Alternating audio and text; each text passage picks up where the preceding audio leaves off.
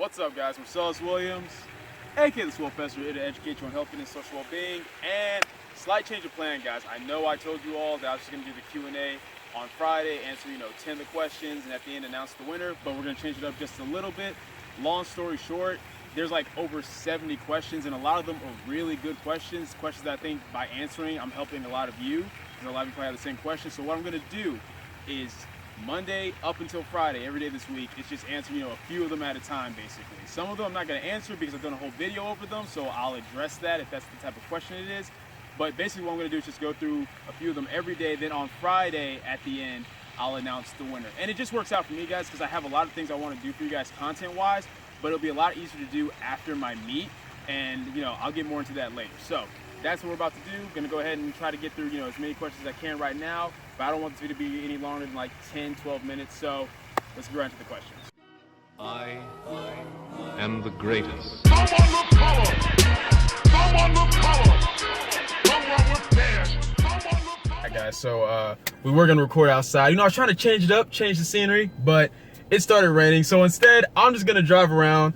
My homie Joseph, as y'all may or may not know, the closest thing I have to a cameraman, is gonna read your questions, guys. We're just gonna go in order, and we're just gonna answer as many as we can as I cruise around the neighborhood, just to change it up a little bit. So that's what we're about to do. So let's go ahead and get started, Joseph. Read me the first question, man. See what the people want to know. Some of them I know, guys. Like if I went back and liked your questions just to acknowledge that, hey, I do see it. I want to give you some form of acknowledgement. Okay, it stopped raining, but Dowd Lifts asks, when are you opening your own gym? So if I were to ever open my own gym, it's going to be between 2030 and 2035. Those of you who are like my close friends, you know why that is. If you don't know why that is, that's okay. Don't worry about it, but that's when I would do it. All right, Brandon333 asks, did you play any sports growing up? A repeat question. So yeah, actually, yeah, I guess we did answer this in the last Q&A, but yeah, so in elementary, I played basketball for like 6th and 7th grade. I played a little bit of football in middle school, and then high school, mixed martial arts, and that's pretty much it. All right, Iron Junkie asks, if you could be a male or female giraffe, which would you choose? What? Is that, a male, I guess, because I mean, I'm a male now, so I don't still see the need to change that, I guess. All right, Raw1 Salcedo asks, how long should you be lifting in terms of years before thinking of competing, assuming you are natural, or is there a certain level of muscular development you should reach first? Question mark, question mark, question mark. So, you're really gonna put the question marks too? All right, so I'm assuming when you say competing, you mean bodybuilding, just because you brought up muscular development. Honestly, I think that's pretty subjective. I think it just depends, because no matter how muscularly developed you are, there's going to be people who have been training longer than you and people who have been training not as long as you. But I guess if I had to throw a number out there, a minimum of 3 years. Because I mean, I myself personally, I've been training for 6 years, and I would just now, if ever, consider doing a show. So I guess at least 3 years minimum, so you have a good base, good foundation of muscle, time to kind of sculpt it a little bit. So that's my opinion. All right, RJ Logic asks, will you ever do tutorial videos for compound movements? Yes. I know that I mentioned to you guys that I would eventually be doing that. If you guys may or may not remember, those of you who saw it about 3 weeks ago or so, in one of my videos, I announced how I'm going to start doing that after my meet. Right now, it's kind of hard to do that because it's like, I'm trying to get in, get out. I'm already in the gym for quite a bit of time due to rest times, etc. So just because you have to take longer to rest with powerlifting, but once my meet's done and I have more free reign over how I train, everything that I'm doing, I'll definitely start doing more tutorial videos for you guys. Hold on, Marcel, let's get you some light in here. Looking extra dark. Oh, am I too dark? No, that's not good. Looking extra crispy. Got this tint though. George Tinico asks, when are you planning on doing online training? Sometime this year, man. As I mentioned before, when I announced the $20 programs that I'm currently doing, like just the workout programs, I am currently training with a couple of people online on kind of like a trial basis, like Maria from Pump Chaser. She's one of them. And pretty much what I'm doing is, guys, I just want it to be high quality. Like I said, I want to be able to make sure that if I'm doing this, I have the time to do, you know, check in with you guys every 2 to 3 days, have weekly check-ins where I check in your weigh-ins, your measurements, how far along you're coming with your lifts. I just want to be good, high quality before I take on a huge amount of people doing that. So some point this year, I'll eventually start doing that, just because I didn't realize the demand for it, just the amount of people that actually want me to do that. It's as high as it is. Somebody, Tyler OU asks, what is your deadlift max? Oh, come on, man. See, that's how I know those of you who are loyal subscribers who actually watch all my videos. My deadlift max, currently the most I pulled is 500. I pulled that back in December, so we'll see what I pull at my meet on Saturday. All right. Adrian Estrada asks, how often should I train a lagging body part? To be more specific, the chest.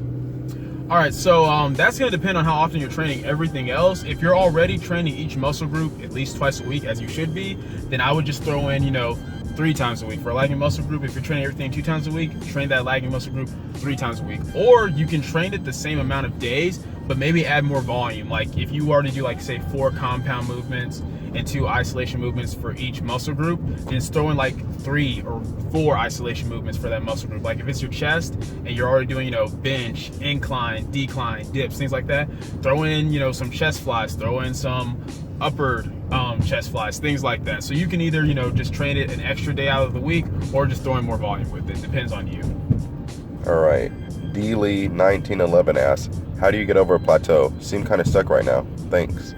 All right, so that's one of those questions, guys, where I actually have a video over that topic exactly, and I'll leave that in the description down below. So just go ahead and check that out, bro, and it'll break it down for you, because that would be kind of like a very long, detailed answer.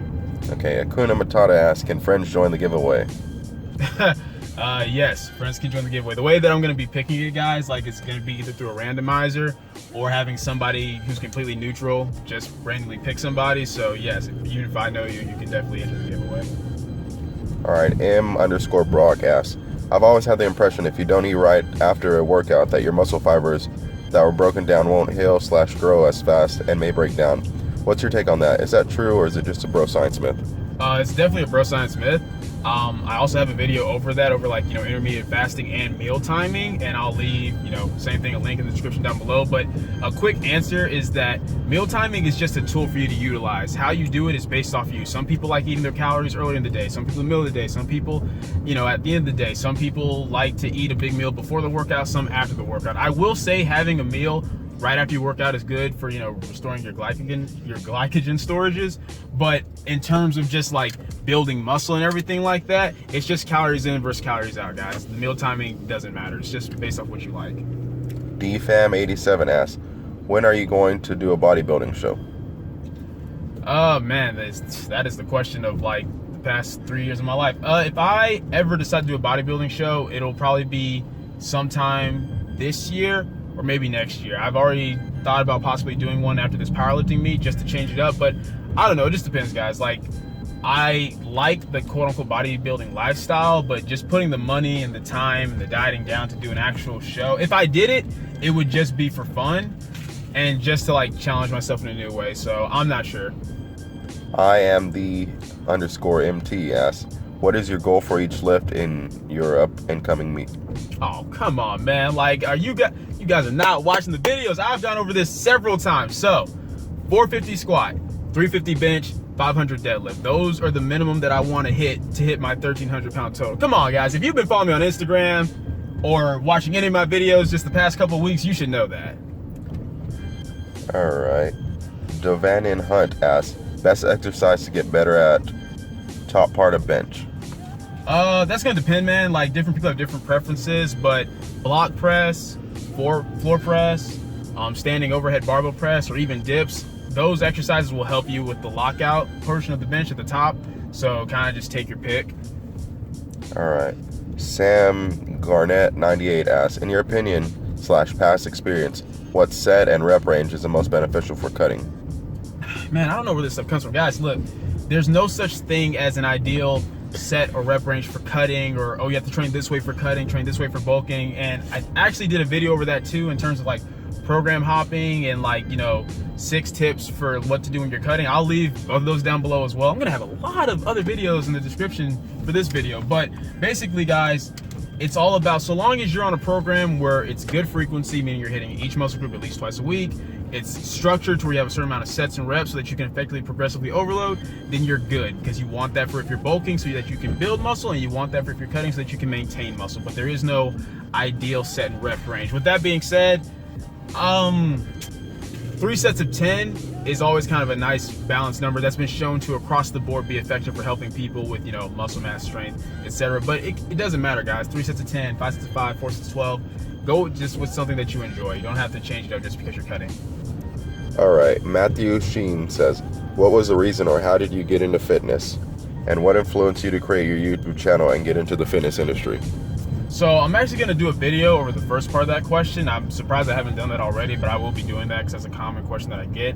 As far as the second part, what kind of got me into wanting to do the YouTube thing, like I said in my very first video, guys, basically, I just want to help people. I enjoy the fact that just giving somebody a little bit of valid information can help change their entire life, whether it's related to fitness or anything else.